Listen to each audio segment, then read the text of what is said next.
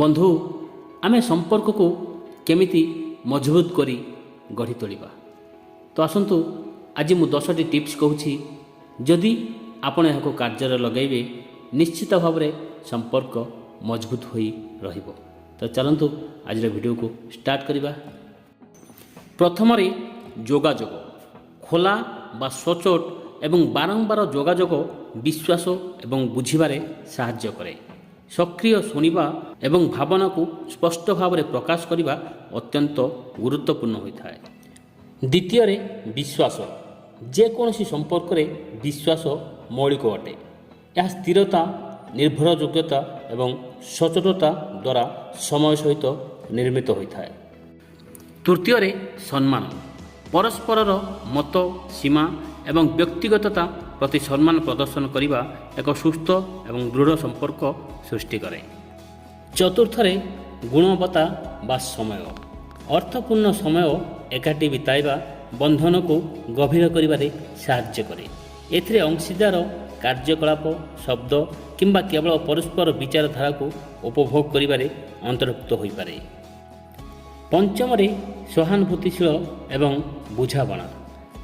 ବନ୍ଧୁ ସହାନୁଭୂତିଶୀଳ ହେବା ଏବଂ ଅନ୍ୟର ଦୃଷ୍ଟିକୋଣକୁ ବୁଝିବାକୁ ଚେଷ୍ଟା କରିବା ଦୃଢ଼ ସମାଧାନ କରିବା ଏବଂ ସଂଯୋଗକୁ ଦୃଢ଼ କରିବାରେ ସାହାଯ୍ୟ କରିଥାଏ। ବନ୍ଧୁ ଷଷ୍ଠରେ ସମର୍ଥନ। ଉଭୟ ଭଲ ଏବଂ ଚ୍ୟାଲେଞ୍ଜ ସମୟରେ ଭାବପ୍ରବଣ ବ୍ୟବହାରିକ ଏବଂ ନୈତିକ ସମର୍ଥନ ପ୍ରଦାନ କରିବା ସମ୍ପର୍କକୁ ଦୃଢ଼ କରିଥାଏ। ବନ୍ଧୁ ସପ୍ତମରେ ଆପୋଷ ବୁଝାମଣା ଏବଂ ନମନୀୟତା। ଏକ ସନ୍ତୁଳିତ ଏବଂ ସୁସଙ୍ଗତ ସମ୍ପର୍କ ପାଇଁ ପରସ୍ପରର ଆବଶ୍ୟକତା ଏବଂ ପରିସ୍ଥିତି ସହିତ ଆପୋଷ ବୁଝାମଣା କରିବାକୁ ଇଚ୍ଛୁକ ରହିବା ନିତ୍ୟାନ୍ତ ଆବଶ୍ୟକ ହୋଇଥାଏ। ଅଷ୍ଟମରେ ଅଂଶୀଦାରର ଲକ୍ଷ୍ୟ। ବନ୍ଧୁ ସାଧାରଣ ଲକ୍ଷ୍ୟ ଏବଂ ମୂଲ୍ୟବୋଧ ରହିବା ଦ୍ୱାରା ସମ୍ପର୍କର ଏକ ଦୃଢ଼ ମୂଳଦୁଆ ଏବଂ ଏକତା ଭାବନା ପ୍ରଦାନ କରାଯାଇପାରେ। ବନ୍ଧୁ ନବମରେ ସକାରାତ୍ମକ ଦୃଢ଼ୀକରଣ। କୃତଜ୍ଞତା, ପ୍ରଶଂସା ଏବଂ ଉତ୍ସାହ ପ୍ରକାଶ କରିବା ବନ୍ଧନକୁ ମଜବୁତ କରେ ଏବଂ ଏକ ସକାରାତ୍ମକ ପରିବେଶ ସୃଷ୍ଟି କରେ। ବନ୍ଧୁ ଦଶମରେ ଦ୍ୱନ୍ଦ୍ୱ ସମାଧାନ।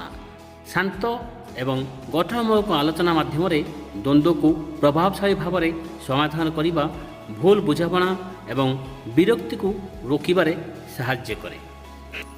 ବନ୍ଧୁ ସର୍ବଶେଷରେ ଦୃଢ଼ ସମ୍ପର୍କ ଗଠନ ଏବଂ ପରିଚାଳନା ସହିତ ଜଡ଼ିତ ସମସ୍ତ ପକ୍ଷଙ୍କ ନିରନ୍ତର ପ୍ରୟାସ ଏବଂ ପ୍ରତିବଦ୍ଧତା ଆବଶ୍ୟକ ରହିବା ନିହାତି ଜରୁରୀ ହୋଇଥାଏ। ଜୟ ଜଗନ୍ନାଥ ଦର୍ଶକ ବନ୍ଧୁ, ଏହିଭଳି ମହତ୍ତ୍ୱପୂର୍ଣ୍ଣ ବାଣୀ ଜାଣିବା ପାଇଁ ଭିଡ଼ିଓକୁ ଲାଇକ୍ କରି ଚ୍ୟାନେଲକୁ ସବସ୍କ୍ରାଇବ୍ କରନ୍ତୁ।